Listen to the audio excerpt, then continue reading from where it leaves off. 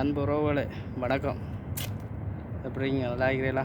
நான் நல்லா இருக்கிறேன், நல்லா இருக்கணும். என்ன மாதிரி வேலையெல்லாம் எப்படி போகுது? நல்லா போகுதா? நம்மளுக்கும் வேலை தான். என்ன விஷயம்னு சொன்னால், இந்த சூட்டு டைமில் நம்ம என்னென்ன செய்யணுமெண்டா ஃபஸ்ட்டுக்கு தண்ணி குடிக்கணும். எந்த அளவுக்கு தண்ணி குடிக்கிறோமோ அந்த அளவுக்கு நம்ம பாதுகாத்து கொள்ளலாம்.